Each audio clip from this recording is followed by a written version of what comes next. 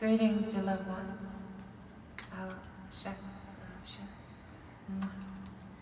I am Faith Mystic. It's beautiful to meet you. Some of you are like, what's different? What's different is I didn't put on any eyeliner today. This is what I look like without the eyeliner on, with very little maquillage. It's like, I figured that I could try. I could try to feel comfortable without wearing my protection gear that I usually utilize as eyeliner, which is Mickey Ash. It's like mountain ash. I put it on the eyes for protection. And I feel like I'm okay. I feel like I'm comfortable without it on right now. So we're gonna come into another spectrum, another realm. It's called Urban Funk. Taking you on a funkadelic ride.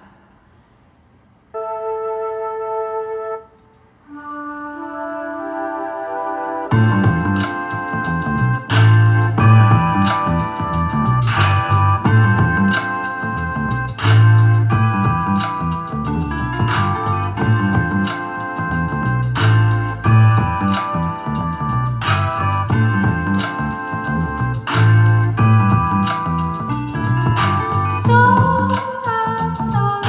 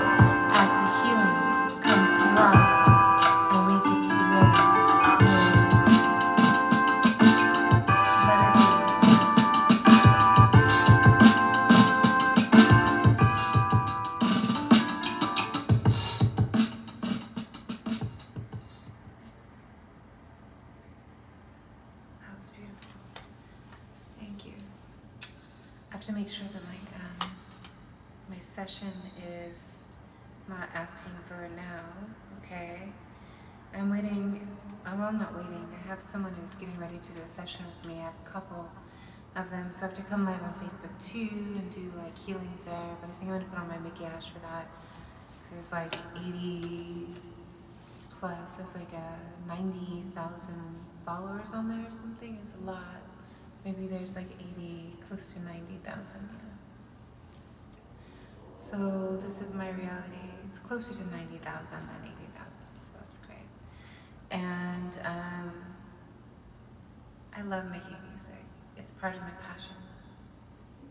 See, in music, we have frequencies, and in frequencies, there's volumes of light that rush through in beautiful, pure ways to help the heart and vessel as well as consciousness heal and adjust and transform.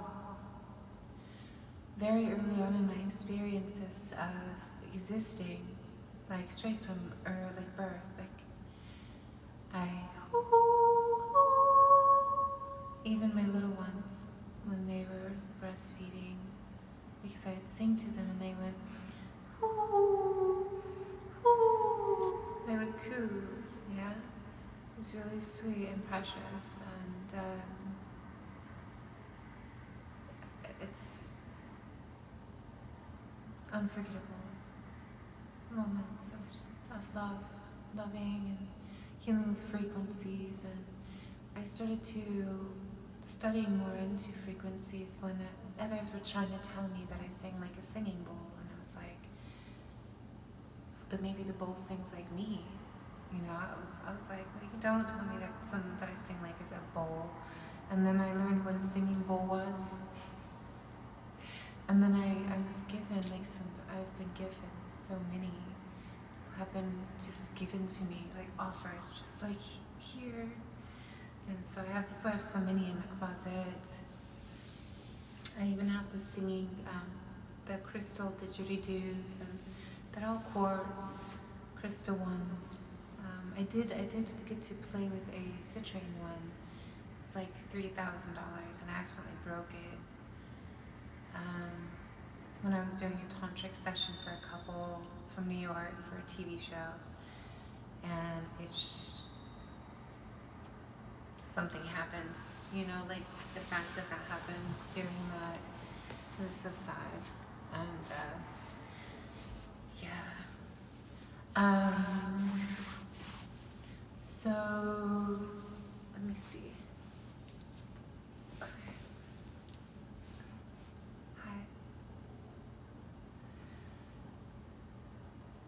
I was already working on frequencies before that because I do multiple layers in the music and my songs that I create, and what I really love and enjoy about doing this journey with them is that, and them as in like the sounds, the songs, the frequencies, the intentions of all of my music that I've created since awakening. And before that too, yeah, I did the subliminal messages for a really, really long while. Like, I started doing them probably when I began recording. Yeah, I used to record as a child down the street from where Tupac's house was, like just a couple houses down. I think Tupac actually, that's why he looks familiar. I think I did hang out with him. But I was like a kid, I was like 11, maybe 11, 12. I was like, I had the awkward hairstyle, you know, like when your parents know how to do your hair and you're mixed, and you just kind of like, your sister's like blow drying it and hot ironing it, so it's like kind of sticks out like a troll hair because it's damaged a little bit from getting relaxed and stuff, and it's like mixed hair, so mixed hair is not supposed to get relaxed like that, like with that chemical light, and that stuff is bad to straighten hair with. I heard some stuff about it, so y'all be careful out there. But yeah, it was like singing, rapping. I was actually a rapper when I was a kid. I was a child rapper. And then I had my own backup singer or dancers. I have my own backup dancers. I've always had my own backup dancers for some reason. I'm blessed with backup dancers, and they got rid of them, which is amazing. Yeah, it was wild. my mom bounced me around multiple music producers and places. I was always doing like singing contests and singing on stage since I was like 4, probably sooner, but I remember being 4. I remember singing solos on stage at 4. And doing plays and like always on stage and doing auditions. I missed so much school. I wasn't able to get brainwashed by them because my mom had me out there auditioning. And I don't know, how did my mom get paid for work when she was like picking me up from school, driving me through San Francisco, like going to these auditions and having to deal with that because that was a whole ordeal being a child who models, acts, and sings. So I was always performing and doing something, you know, like they have those pageant kids. I felt like a pageant kid.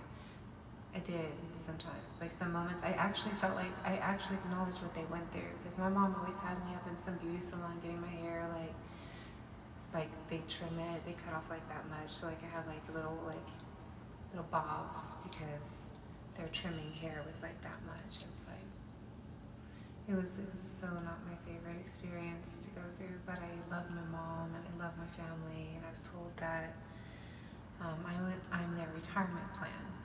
She said, Faith, you're my retirement plan. I said, oh, okay, cool. You know, it's pretty cool, I guess.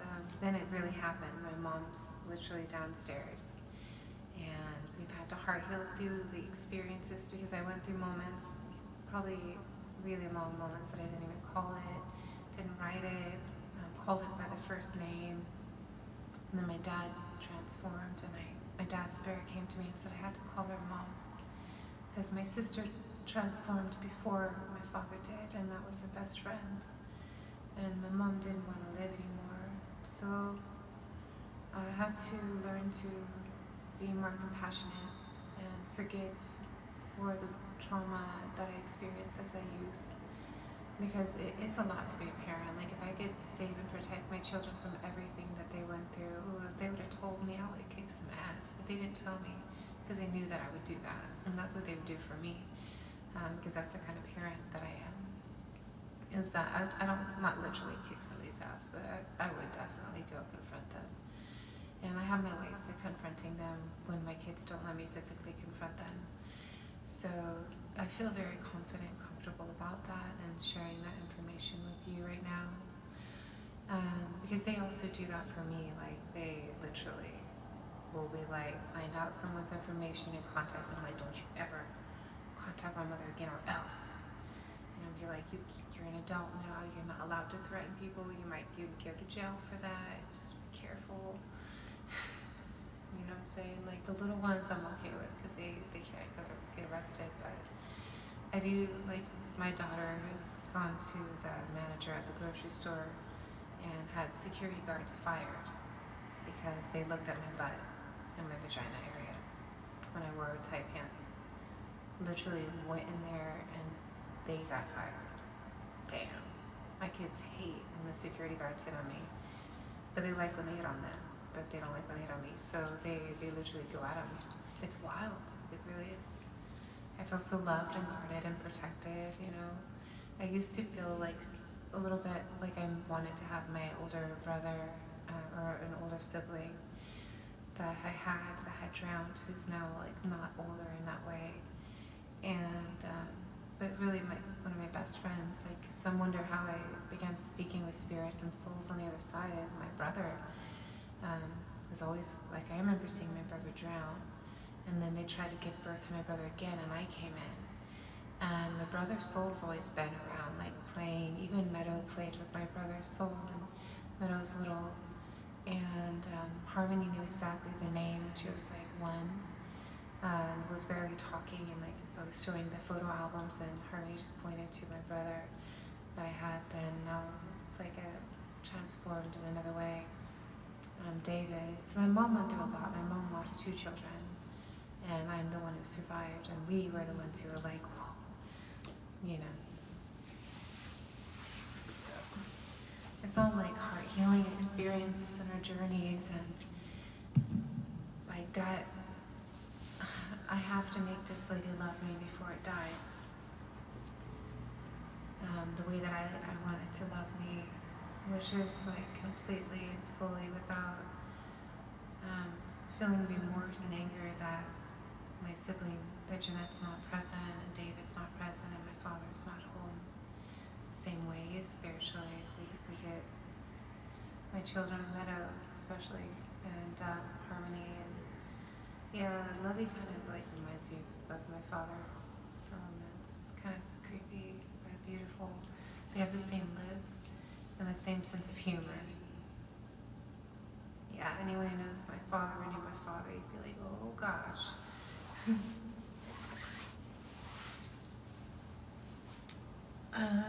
Each of my children sing also, every single one, and are creative.